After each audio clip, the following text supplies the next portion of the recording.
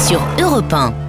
Opération mer propre en Méditerranée. Comme chaque année, des bénévoles se mobilisent pour nettoyer les fonds marins, car dans les profondeurs de la mer, on trouve de tout. Sacs, détritus, pneus. Ils récoltent tous les étés ces déchets qui polluent la Grande Bleue. Rencontre avec la voirie des mers. Jacques Terrance à Saint-Jean-Cap-Ferrat. À seulement quelques dizaines de mètres des luxueuses villas du Cap-Ferrat, ils sont une quarantaine de plongeurs bénévoles à faire un peu de ménage. À l'aide de bateaux ramasseurs de déchets, ils remontent ce qu'ils trouvent dans l'eau, à même pas 3 mètres de fond, coincés entre les rochers. Jean-Pierre, policier dans la vie, a passé sa matinée à dénicher de drôles de poissons. On avait sorti là 2 pneus, un gros morceau de métal et quelques petites coques. C'est assez lourd. Sans équipement tel qu'un parachute de relevage, il faut s'y prendre à 2 plus un bout avec le bateau qui tire. À l'autre bout de la baie, Frédéric refait également surface. Le filet dans lequel il réunit les déchets est plein.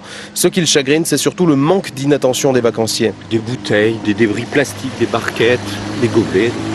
L'inattention, le fait que les gens viennent à la plage et puis ne sont pas forcément habitués à être au bord du milieu naturel, un coup de vent, le gobelet s'envole et il termine à l'eau. Et ça justement, c'est très dangereux pour les poissons, affirme Muriel Oriol à l'origine de l'opération de ramassage. Tous les mégots qu'on jette, on les retrouve dans la mer, sur les plages, et ils peuvent se retrouver dans l'estomac des dauphins et surtout des poissons. On retrouve presque systématiquement des mégots maintenant dans l'estomac des poissons qu'on peut autopsier. Et l'association SOS Grand Bleu affirme avoir remonté ce midi plusieurs centaines de kilos de déchets, une goutte dans l'océan, et de toute façon, il faudra recommencer l'an prochain. À Saint-Jean-Cap-Ferrat, Jacques Terrance, Europe 1.